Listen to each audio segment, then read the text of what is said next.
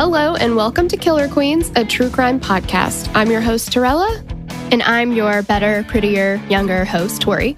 We're sisters who are obsessed with true crime. And love gal-palin with you about cases. You can expect the occasional curse word, lots of Friends quotes, and all the 90s nostalgia. To get in on the conversation, check us out at killerqueenspodcast.com. You can also find us on Instagram and Facebook at Killer Queens Podcast. And we're on YouTube at Killer Queens, a true crime podcast. Okay, y'all, grab your Capri Suns or your Surge and let's talk about some true crime. Okay, y'all, before we get to today's case, we wanted you to take a quick moment, listen to the True Crime Guys promo that we're about to play.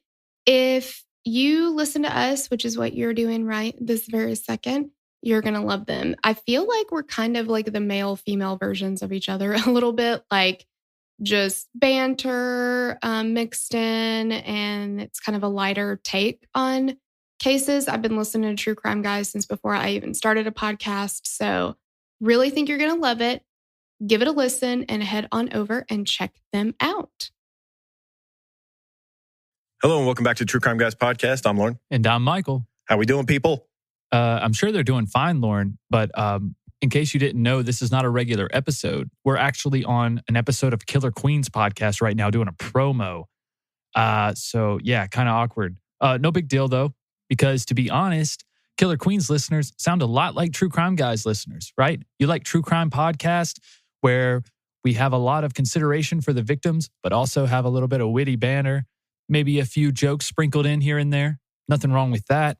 Kind of keep it light. Make it sound like you're talking with your friends. You know, that sort of thing. Oh, and don't forget, we also got some dope music.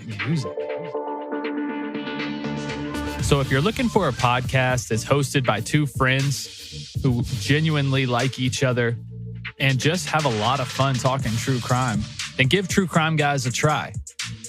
To be fair, we're also known for some crazy sporadic tangents, and also some bad foreign accents. So be aware of that. But it's all in good fun. And here at True Crime Guys Productions, that's our number one goal. So if you will, give us a listen, subscribe, tell your friends. But most importantly, keep creeping. Welcome back to Killer Queens. Yo, yo. Yo, yo. I feel like we should be like, was up or down, just dropping you a line. Exactly. Yeah. So I'm the first to sign your crack. Oh, I saw on a school billboard sign. I don't know. Yeah. It said, have a great summer. And I was like, hags. That's all I could think of.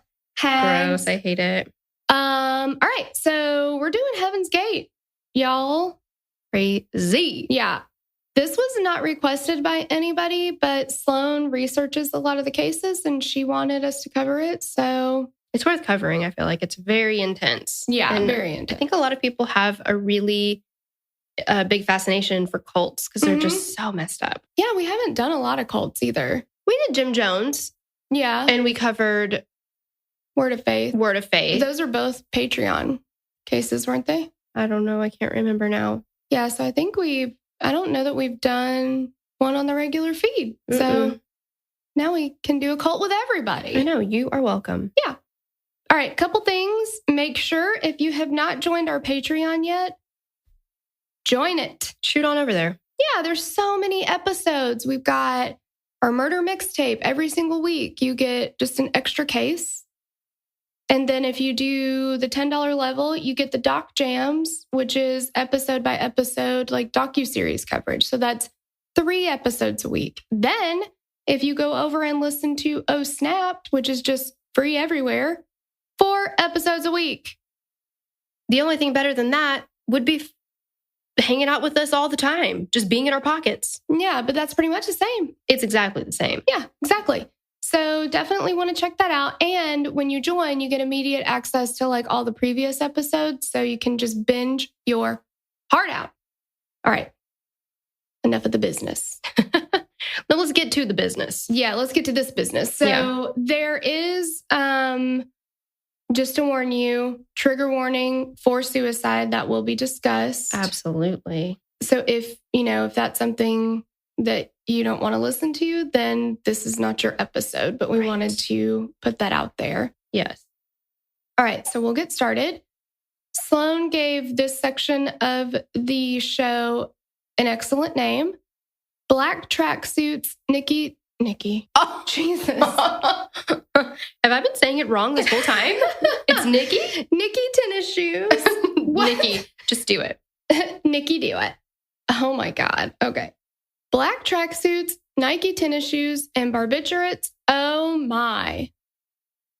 On March 26, 1997, Rio D'Angelo, his previous name was Richard Ford, entered the 9,200 square foot mansion that his friends rented in Rancho Santa Fe, California. Upon entering, he found all 39 people inside dead and made a call to 911, wanting to make an anonymous tip of a religious group's suicide. He used a nearby payphone and told the dispatchers that he wanted to report a mass suicide. They didn't even believe him at first, and they didn't act on it right away. They were like, yeah, okay. Dumb kids. Wouldn't you I guess it sounds okay, not a normal day at the office, but it's not the same kind of prank call as like, is your refrigerator running? Well, you better go catch it. Yeah. Can I talk to Seymour Butts, please? Right. Yeah. He's like, I'm looking for Amanda, hug and kiss. Yeah. Like, there's 39 people dead. Please come over here and look into it. Yeah. Come on. That's your job. Rio was a former member of the Heaven's Gate cult, and he had just walked in on the results of the cult's mass suicide plan that was intended to take their spirits to the next level above human. All 39 people inside were wearing identical black tracksuits with a patch on the sleeve that Rio had actually designed himself, and identical black and white Nikes. All 39 were laying in bed face up, some with bags over their heads, all with purple shrouds over their bodies. All 39 had $5.75 on their person, one $5 bill and 3/4 each, for their interplanetary toll. That's a good deal. I guess. The members of the cult all believed that this wasn't a suicide, but instead they were being taken up to the 33 alien spaceships that were following behind the Hale-Bopp comet that was passing Earth for the first time in 2,000 years, and it would be another 2,000 years before it would return. Inside one of these spaceships was God, and each of the members would receive a new body upon their transcendence. I have a question that is not something that I think you can answer for sure, but something that I would like to discuss. If, in fact, you do receive a new body, do you get to pick your own body? Or are you just issued one? I feel like you're probably just issued one. So like being born? Yeah, I think so. Okay. Yeah, because don't they talk about, maybe it was the other one that talked about reincarnation, and they were just like, you come back as another person and you have all these memories from your past lives, but yeah, you don't get to pick it. I would like to pick my own singing voice, and I would like to pick Amy Winehouse. Oh, okay. Yeah.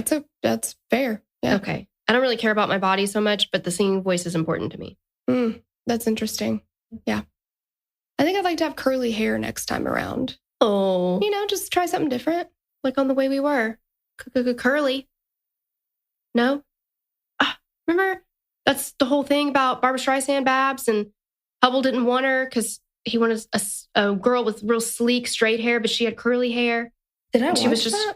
Yes, remember we were so mad at Hubble? And she went up to him at the end and she was like, your girl's nice, Hubble. And he's like, and then she walks didn't we away. Hate the end of the movie? Yeah. Yes, because Robert Redford, you should never be that mad at Robert Redford in a movie. Yeah. And he just did everything wrong. Yeah, he was such a douche in the movie. Alone in the master bedroom was the body of the leader of the Heaven's Gate cult, Marshall Applewhite. Okay. Now we're going to talk about Marshall Applewhite. He went by Herf a lot. Was that his middle name?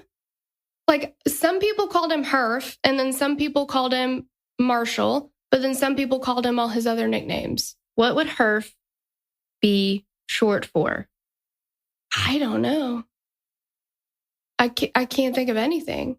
Hereford, Clifford, Hereford, Herfman. Yeah. Herfalump.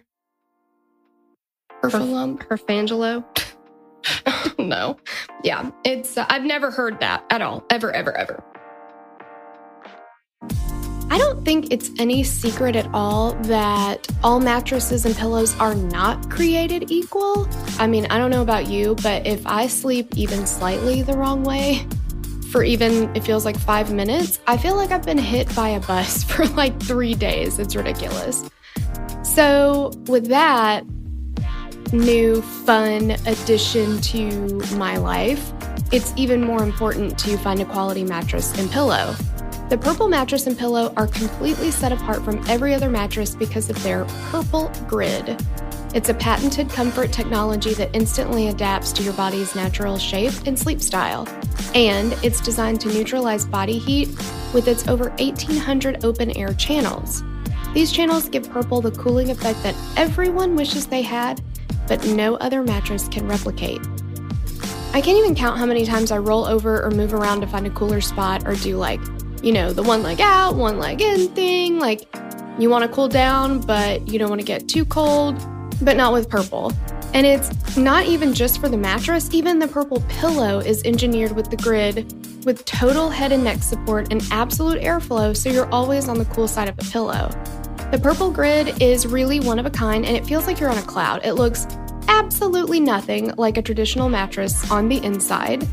And it stands to reason that, say you've got a traditional mattress now and you don't get great sleep, you wake up not feeling rested, your back hurts, your neck hurts, like all the things, then why not try something that is totally engineered with comfort and temperature control in mind? You can even try every Purple product risk-free with free shipping and returns. And qualified customers can even finance their purchase as low as 0% APR. Experience the Purple Grid and you'll sleep like never before. Go to purple.com/queens10 and use our promo code queens10. For a limited time, you'll get 10% off any order of $200 or more. That's purple.com/queens10. Promo code queens10 for 10% off any order of $200 or more. Terms apply. Marshall Herf Applewhite Jr. was born on May 17, 1931 in Spur, Texas. His father was a Presbyterian minister, and Applewhite grew up learning the Bible. Sloan put a picture of him in the notes, and it says, "Look at these Manson lamps," which translates to crazy eyes. Manson lamps. Manson lamps. I love it. Oh, that's hilarious. He has crazy eyes. And even when you see pictures of him when he was a young man, his eyes are creepy. They're so creepy. Why? I feel like I would not fall under his spell. I feel like I would just be terrified of him. He just scares me to look at him. He's weird looking. He went to Austin College and earned a bachelor's degree in philosophy in 1952. And quickly enrolled in Union Presbyterian Seminary to study theology. With goals of following in his father's minister footsteps, Applewhite did the family man thing, marrying Ann Pierce and having 2 kids, Mark and Lane. He eventually decided that his passion wasn't in seminary, but in music. So he left the seminary and moved to North Carolina to be the music director of a Presbyterian church. He was still into the religious aspect, but he preferred to praise through music rather than through sermons. Applewhite was drafted into the Army in 1954 and then left in 1956 after serving in Austria and New Mexico. Once he was out, he enrolled in the University of Colorado and earned a master's degree in music. Then he tried to become a star, as so many cult leaders do, and moved to New York City to try to become a professional singer. Surprisingly, that didn't work out for him. And he moved yet again to teach at the University of Alabama. Oh no. Yikes. Oof, that hits close we to home. don't want to know that. No. Yeah. But Applewhite got into some trouble and was fired for having a sexual relationship with a male student. And this is in the 50s, 60s. That's, I mean, you can't be with a student, but at that time, you definitely can't be with a male student if you're a man. No. Yeah, there's just a lot there. But he and Anne, his wife, separated in 1965 when she found out about the affair, and their divorce was finalized in 1968. After being fired from the University of Alabama, he moved back to Texas and began teaching at the University of St. Thomas. And Sloan said, I guess they didn't call for references. Yeah, I wonder how. It just seems like there's so many professions where it's like, I got fired for something pretty bad here. Like, having a relationship with a student at all is a big deal. Well, I've seen the Friends episode. I know that. Exactly. Yeah, as a professor. So it's definitely not just frowned upon, as Ross learned the hard way. Exactly. But yeah, you would think that that would be relayed to the next school. But how many cases? Specifically, nurses, Doctors. named Janine. Yeah. And, oh man, I don't remember his name. The guy who killed Hannah Graham. Yes. He got kicked out of his schools for sexual assaults and rapes and just kept bouncing around to other schools, and like nobody said anything. They're just like, that's your problem now. Right. Horrible. So he starts teaching at the University of St. Thomas. He says that he left this job because of a nervous breakdown, but he was actually fired again for once again having an affair with a male student. So he definitely didn't learn his lesson. Like, if you want to have a relationship, but do it with somebody who's not a student. Like, there's other people out there. In March of 1972, Marshall Applewhite meets Bonnie Lou Nettles, though how they met has had many versions. Nettles' journal said that they met when he visited a friend at the hospital where Nettles worked as a nurse. Nettles' daughter, Terry, said that they met at a theater where Terry worked. She said that Marshall Applewhite was working there and Bonnie was doing astrological charts for people, and that her mother did Applewhite's chart, and she told Terry that there was something different about his chart, like something special or something. And she was like doing all these astrology charts for like all the moms there, and there was just something that drew her to him, and she thought they were spiritually linked. But it was a spiritual link that shunned sex. Because of the fact, and I love that Sloan actually said this in the notes, but the taco shop was open, but Applewhite's more of a Nathan's hot dog type of guy. Yeah, exactly. And there's nothing wrong with either, but it just, they couldn't, their organs disagreed with each other. Exactly. Yeah. So it works out that their spiritual link is not sexual in any way, shape, or form. Do you have trouble falling asleep? Or do you have trouble staying asleep? Do you watch the movie Sleeping Beauty and envy the sleep that she gets, but don't want an evil witch to make that happen for you? If any of these are true, you should probably check out Som Sleep. It's a sleep drink in a small can. They are berry flavored, which are delicious. It helps you fall asleep in as little as 30 minutes. So you drink one 30 minutes before you want to go to bed, and then bada bing, bada boom, you're in Dreamtown. It's drug-free, which means non-habit forming, and you wake up feeling refreshed. I have tried the over-the-counter stuff, and I wake up feeling so groggy, and it doesn't feel restful, and I just don't wake up happy. They're also available in 12 to 24 packs. They have original and zero sugar options, but original only has 40 calories per can. The ingredients are naturally found in your body, such as magnesium and melatonin. It's non-GMO, vegan and dairy-free, gluten and allergen-free, and no artificial colors or flavors. So right now, Som Sleep is offering our listeners 15% off their order. If you head to getsom.com, that's GETSOM.com, no E, and you use the word Queens, you can get 15% off at checkout. Again, that is getsom.com, GETSOM.com, no E, and use the word Queens for 15% off at checkout. Nettles was also raised in Texas in a religious family. She grew up Baptist. By 1949, she married a man named Joseph Nettles, and they had 4 children. Their marriage was slightly rocky before Bonnie met Marshall. Terry said that she and her mom would go into the backyard at night and look for UFOs. And according to a New York Times article, Nettles had begun to believe that a 19th century monk named Brother Francis was talking to her and telling her what to do. She also began holding seances at their house every Wednesday and seeing fortune tellers regularly, one of which allegedly told her that she would soon meet a mysterious man with light hair and a fair complexion. And then she met Marshall Applewhite. Well, there you go. Did the fortune teller say that he's going to have Manson lamps? Because I feel like that's a deal breaker. Right. Exactly. They ran off together on New Year's Day of 1973. Nettles abandoned her kids and husband, but she did regularly write to Terry, who was about 20 at the time. So the other kids can just go kick rocks then? I guess Husband so. too? Okay. Yeah. Okay. She's just like, well, done with that. And she was married for like 23 years. Wow. Yeah.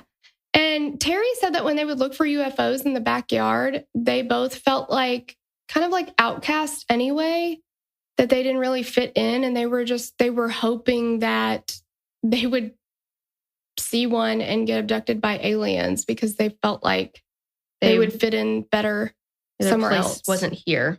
Yeah. It's like on Independence Day when the UFO actually does come and everybody goes up to like the Empire State Building with signs or like beam me up. But then the aliens kill them all. Yeah, because that's not what they're here for. No. Yeah.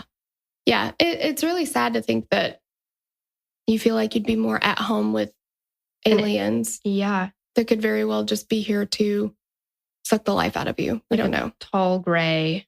And they're like, so scary. Yeah. Oh my God. Yeah. I don't do space. I don't do aliens.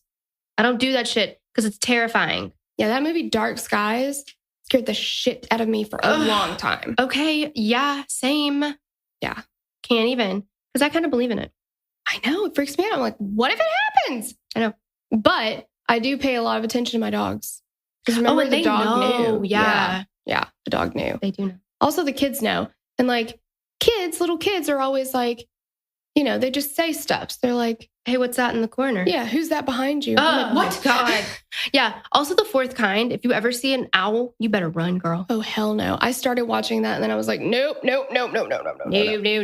I know myself. But it was a good movie.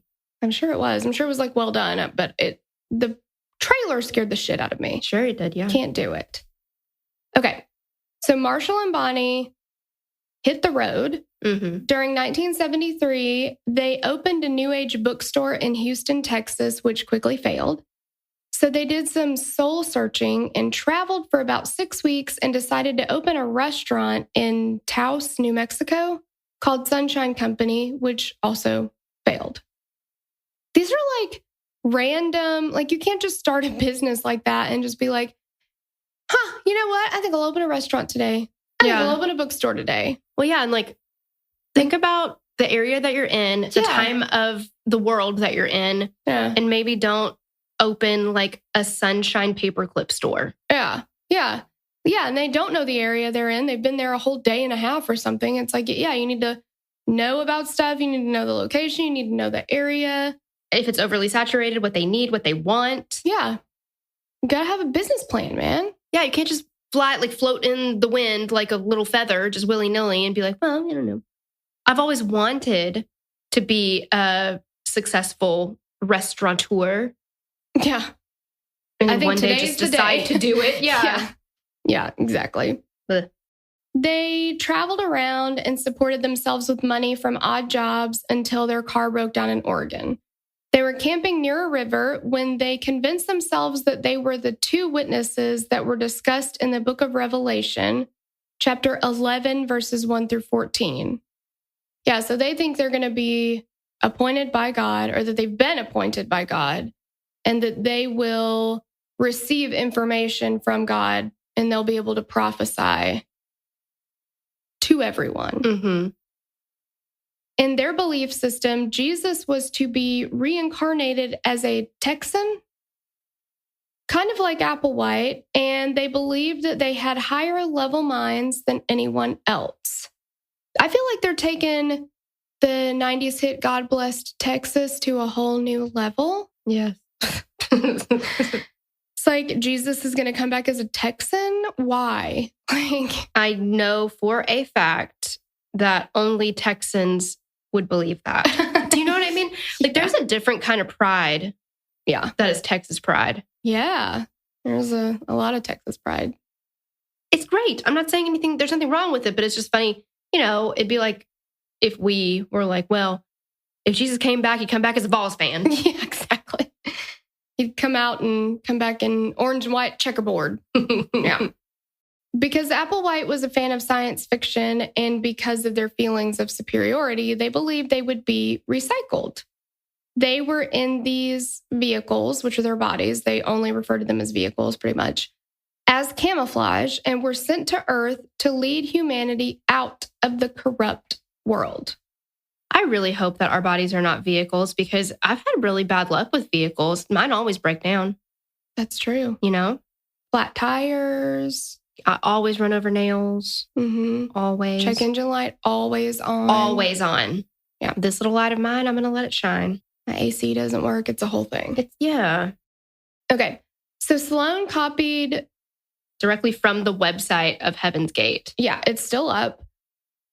And so it says Doe's intro purpose. At times he went by Doe, and Bonnie went by T, which were notes, musical notes, Doe and T. And then they also went by, what were the other ones? I don't know. They had all these little nicknames for each other. And it was like, this wasn't one of them, but it was like yin and yang and like whatever, yin and yang, whatever. Okay, so it says 2,000 years ago, crew members of the kingdom of heaven who are responsible for nurturing gardens determined that a percentage of the human plants of the present civilization of this garden, Earth, had developed enough that some of those bodies might be ready to be used as containers for soul deposits. What a sentence. That's one sentence. I need the cliff notes here, man. Upon instruction, a member of the kingdom of heaven then left behind his body in that next level, similar to putting it in a closet, like a suit of clothes that doesn't need to be worn for a while, came to Earth and moved into or incarnated into an adult human body or vehicle that had been prepped for this particular task. The body that was chosen was called Jesus.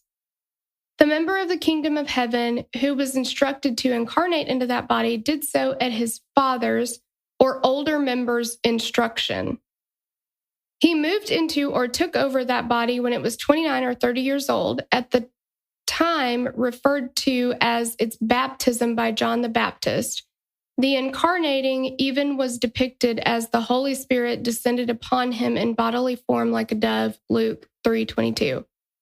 That body named Jesus was tagged in its formative period to be the receptacle of the next level representative, and even just that tagging gave that vehicle some unique awareness of its coming purpose. There are so many things in quotation marks. It's like every couple of words, it's like, quote unquote, quote unquote, quote unquote, like parentheses. Yeah. Yes. It's so wordy. Mm-hmm. The sole task that was given to this member from the kingdom of heaven was to offer the way leading to membership into the kingdom of heaven to those who recognized him for who he was and chose to follow him. The kingdom of heaven is at hand, meant, since I am here and I am from that kingdom, if you leave everything of this world and follow me, I can take you into my Father's kingdom. Only those individuals who had received a deposit containing a soul's beginning had the capacity to believe or recognize the kingdom of heaven's representative. They could get his Father only through total reliance upon him. He later sent his students out with the good news of the kingdom of heaven is at hand, and his followers could then help gather the flock so that the shepherd might teach others what is required of them to enter his Father's house, his Father's kingdom, the kingdom of heaven, in the literal and physical heavens, certainly not among humans on earth. If this is something that you have to read through before you join this, or something that you have to sit through while you're listening to someone, I have checked out completely. Totally. I'm out. Yeah, I'm not interested at all. Leaving behind this world included family, sensuality, selfish desires, your human mind, and even your human body, if it be required of you. All mammalian ways, thinking, and behavior. Since he had been through this metamorphic transition himself from human to level above human, under the guidance of his Father, he was qualified to take others through that same discipline and transition. Remember, the one who incarnated in Jesus was sent for one purpose only, to say, if you want to go to heaven, I can take you through that gate. It requires everything of you. Okay, I'm sorry. When we were talking about music, about Texas, like God bless Texas. And for whatever reason, I thought, remember, the one who incarnated in Jesus was sent for one purpose only, to say, if you want to play in Texas, you got to have a fiddle in the band. It's perfect. And you do. You really do. That lead guitar is hot, but not for a Louisiana man. I mean, let's not get it twisted. Exactly. Yeah. Being a true crime podcaster, I am obviously very interested in having home security, but until now, we've never gotten it because either most companies charge like an arm and a leg, they have super tricky contracts, and have horrible customer support. So, while there are a lot of options out there, there's only one no-brainer, SimpliSafe. And I'm sure you've heard of SimpliSafe on other shows if you've been a listener for a while. It's the name in home security and was even named Best Overall Home Security of 2020 by US News and World Report. Not that there's a ton of traveling on the schedule right now, but now that we have our home secured by SimpliSafe, my anxiety about being home alone at night, or even in the daytime if we're being completely honest, is practically gone. I have peace of mind that if there is an emergency, SimpliSafe is there with professional monitoring, keeping watch, day and night, ready to send police, fire, or medical professionals. SimpliSafe's got everything you need to protect your home with none of the drawbacks of traditional home security. It's got an arsenal of sensors and cameras to blanket every room, window, and door tailored specifically for your home. And you can set it up yourself in under an hour. You just peel and stick the sensors exactly where you need them. There's no technician required, and it's perfect for renters as well. You won't damage your space installing it. There's no contract, no pushy sales guys, no hidden fees, no fine print. And all this starts at just $15 a month. You literally cannot afford not to have it. I mean, it's like 50 cents a day. Try SimpliSafe today at simplisafe.com/queens. You get free shipping and a 60-day risk-free trial. There's nothing to lose. That's SimpliSafe, simplisafe.com/queens.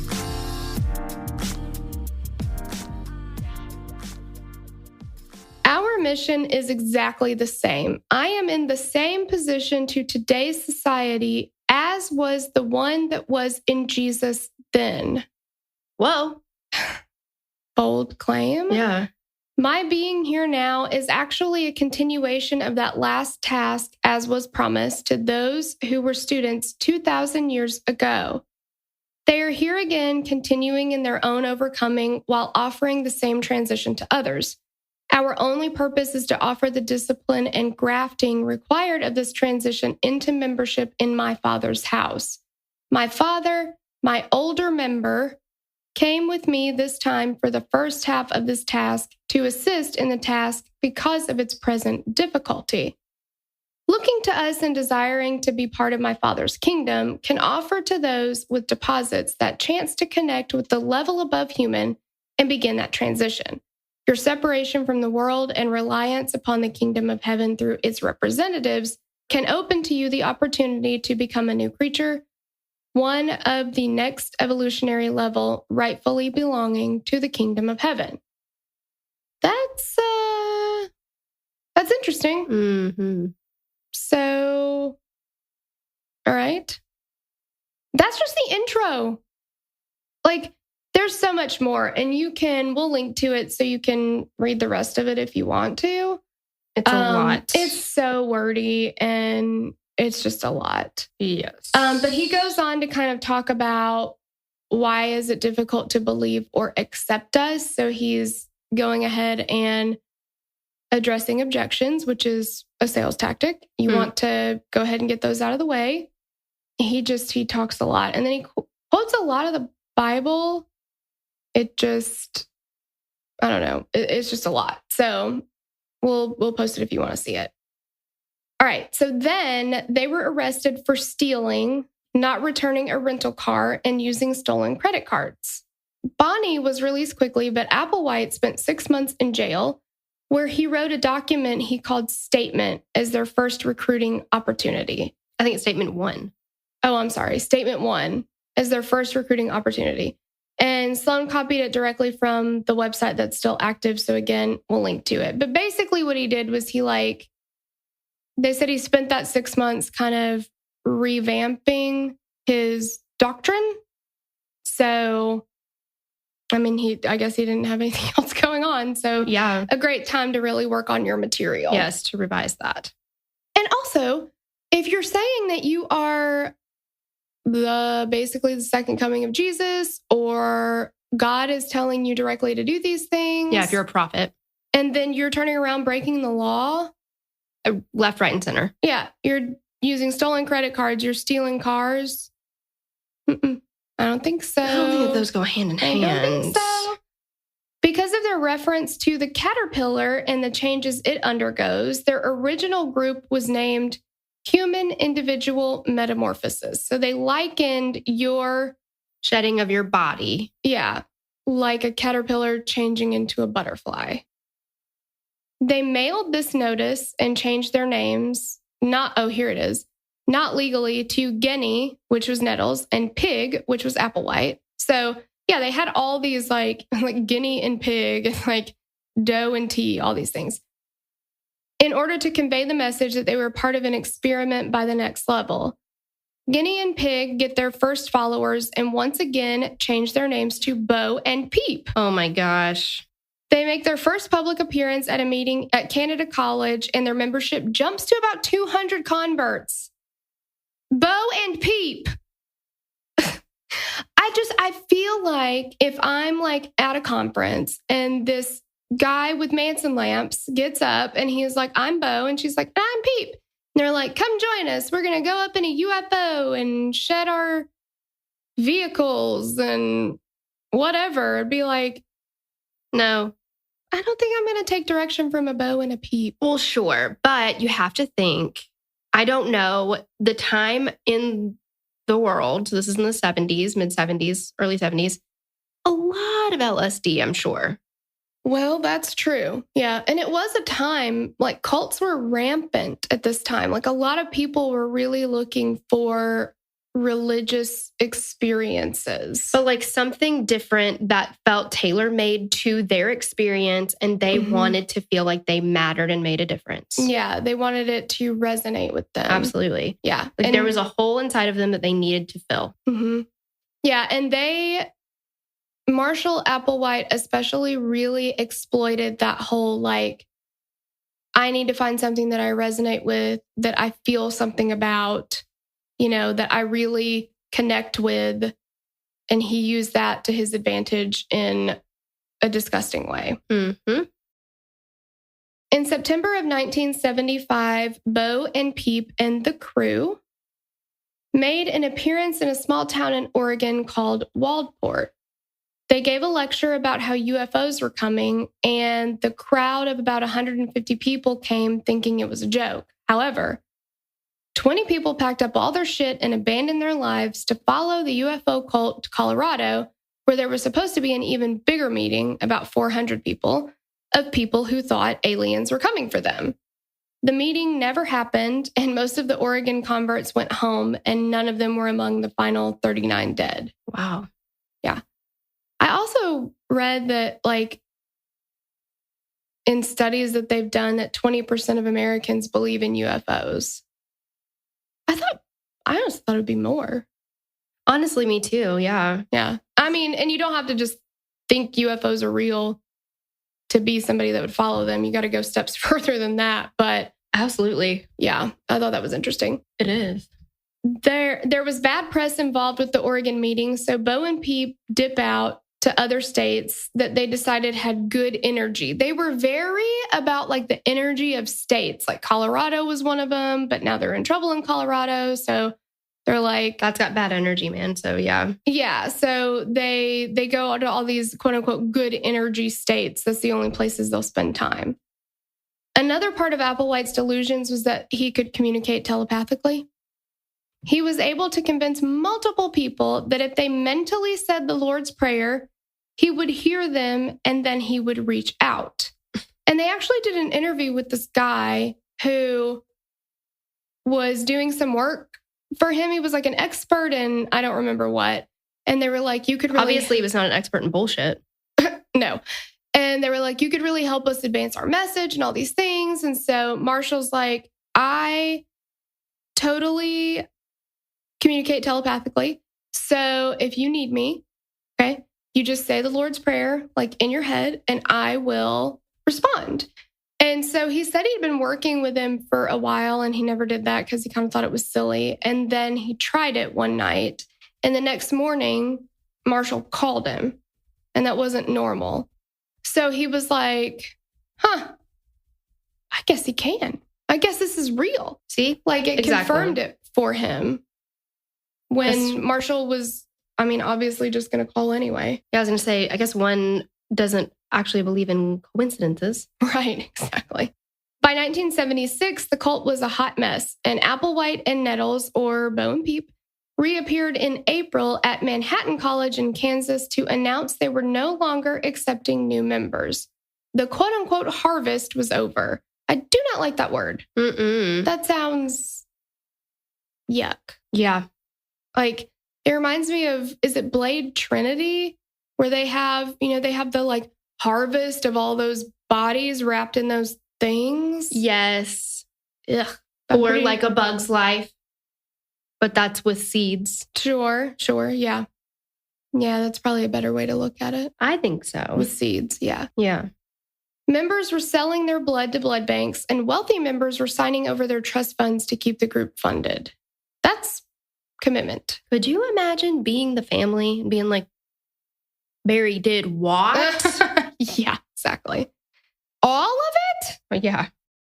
In July, the crew moves to Wyoming for the summer, and many of their members leave because Bo and Peep enforce a bunch of strict rules banning hugging, blue jeans, jewelry, drugs, and sex, among many other things. Applewhite had been promiscuous in his previous life, he said, and he also wanted to pretend he was not attracted to other men. So he tried to physically separate himself from all the men in the group already. So the sex restrictions made it even easier to keep the distance as well as control his members. Wow. There are 17 steps, also copied directly from the website. Number 1, can you follow instructions without adding your own interpretation? Who does that? Nobody does. Yeah. Not real. Number 2, can you deliver instructions as you receive them, or do they change according to your computer? What computer? Like your brain? I guess. This is funny. Torella's is still loading. Her computer is. Loading. Do you participate in inconsiderate conversation, polluting the ears of others while you and your partner work things out? I feel like that. I definitely do.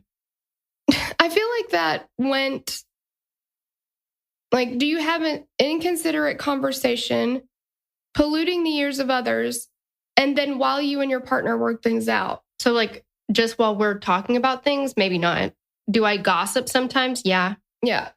But I feel like the two don't necessarily really go together. They're not mutually exclusive. Yeah, it doesn't make sense. Are you physically clumsy, breaking things because you handle them too harshly or too carelessly? Wow. It feels personal and it feels like an attack. Yeah. 5, do you halfway complete a task because of your poor standard of what is thorough? That's rude. Yeah. Do you put tasks off, procrastinate? I'll answer that one later. You see what I did there? I do. Yeah. Everybody does that. Everybody does that. 7, are your patterns of cleanliness, sensitivity, gentleness, etc. consistent, or are they good only when spotlighted? That's a good question. Who are you when I'm not looking? Blake Shelton. Where were you when the world stopped turning that September day? That's not the same. No. That didn't go. Do you use more of something than is adequate? For example, excessively high cooking flame, more toothpaste than is necessary? The toothpaste, that's very specific. I feel And like yes, all the time. all the time. I also use more than one square of toilet paper while we're on the subject. Yeah, that's actually really wrong. Yeah. I use too much shampoo and conditioner. Oh, yeah. I want that to bubble up for sure. Oh, yeah. I just feel like if you're reading this list, don't you feel like, wow, I'm going to mess up every day? Who could be admitted or like accepted into this group? Can anybody say that they can definitely do all these things? Yeah, or maybe you're answering no to all of it, and then he's like, see why you need us? Oh, there you go. Yeah. See why you're so messed up? Work on this with us. Yeah, we can help you become a better person. 9, do you go from one extreme to another, as from overeating to undereating, etc.? Are you sensitive when approaching another individual about something you want to discuss? Do you permit that individual the choice to continue what he is doing, or do you force him to drop it in order to give attention to you? Do you stop and check, or do you assume that what is on your mind is more important than what is on theirs? Know the difference between your relationship with your teachers and your fellow classmates in this regard. That's a long one. Mm-hmm. That's just all one question. Can you repeat the first question? Yeah, exactly. Do you needlessly ask a question when the answer is obvious, or a moment of silent observation would quickly reveal the answer? I am the worst at that.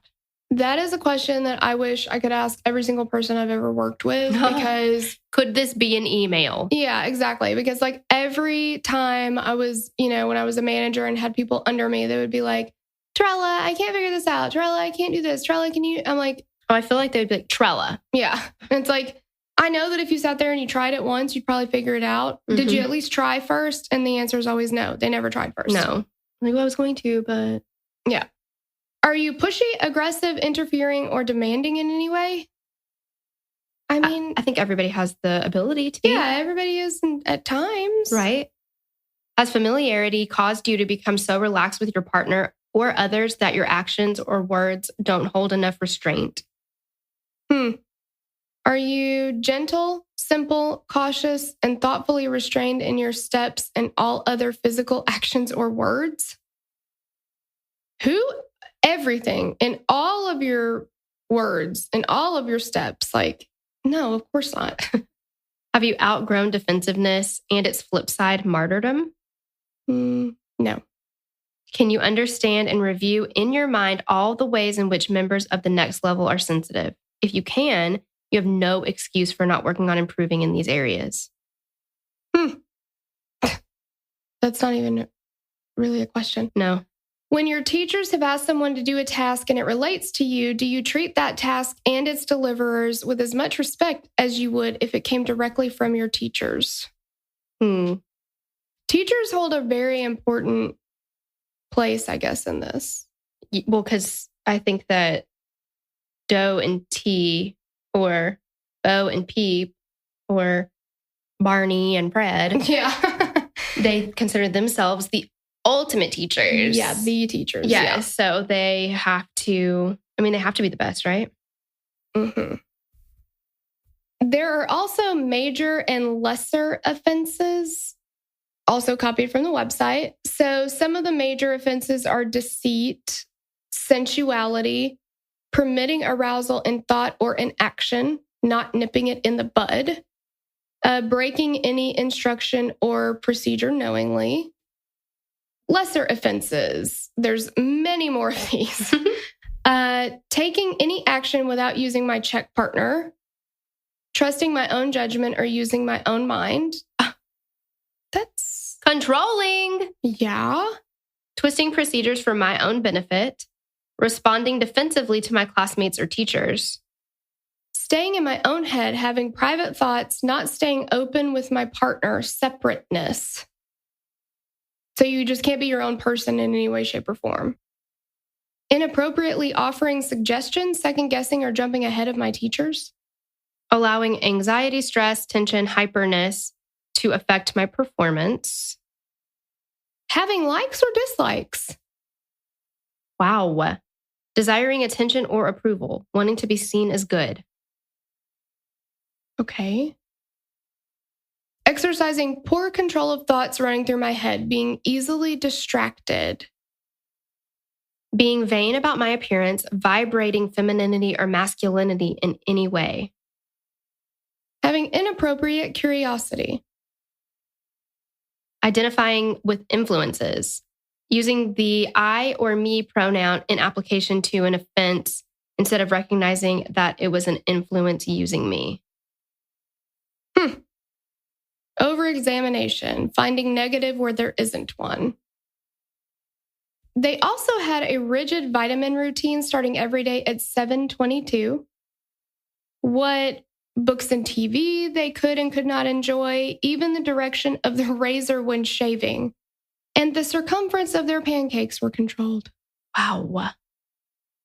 You're going to want a symmetrical pancake, that's for sure. No, I do. I mean, I don't think that you should stand to have anything that's anything less than symmetrical. Yeah. They were training for what was supposed to be a very disciplined life aboard the spacecraft. Some members had jobs outside of the house, plus they went out to eat and things when they were out in public, and they were all to follow strict instructions, and they were not allowed to interact with outsiders, ever. I also read and watched in a documentary that when they would go out to eat, they all had to order the same thing because individuality is completely reprimanded. It's not allowed.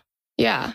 So who decides that what you're going to eat? I would guess Applewhite or Nettles. Right. At some point, Applewhite began to doubt the allegiance of his followers, so he casually brought up the idea of castration. Is there such a thing as casual castration? I don't think so. I don't think so either. He's like, hey girl, it's not like a definite or whatever. I'm just like trying to like feel you out here. Just get a read on how you're feeling about it. Yeah, I'm just like kind of thinking about castration. What do you think about that? Yeah, like no big deal. No big deal. Not a big deal. What? It wasn't a demand, but in the end, Applewhite and 6 of his followers flew down to Mexico City and were surgically castrated. I guess they all survived this, but when I used to work at the plastic surgery office, we would have people come in who would go down to Mexico to get procedures done that doctors wouldn't do here or that were too expensive here.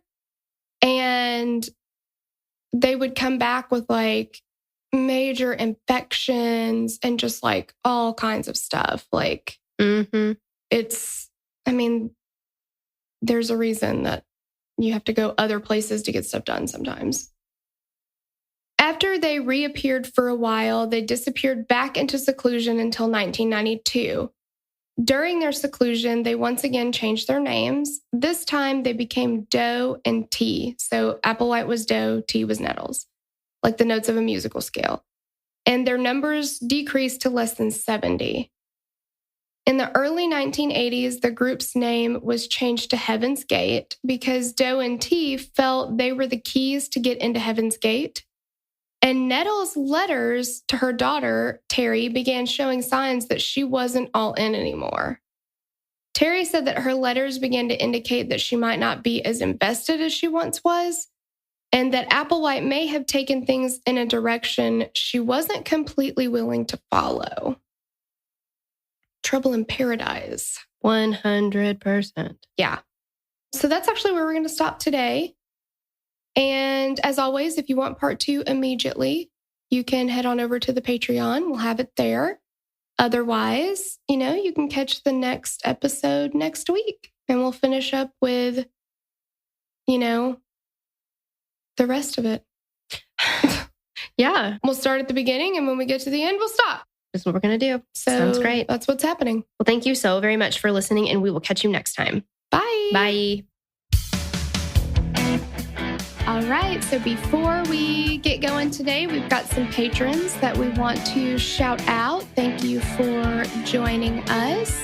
Thank you to Tabitha, Rachel, Mindy, Ron S, Jennifer L, Auburn M, welcome back, girl, Rebecca P, Brenda G, Emily H, and Kelsey A. Thank you so much. We love you guys. Thank you. We'd love to hear your thoughts on this case. Connect with us on Instagram or Facebook to continue the conversation. Thanks for listening, and we will meet you back here next week. Bye.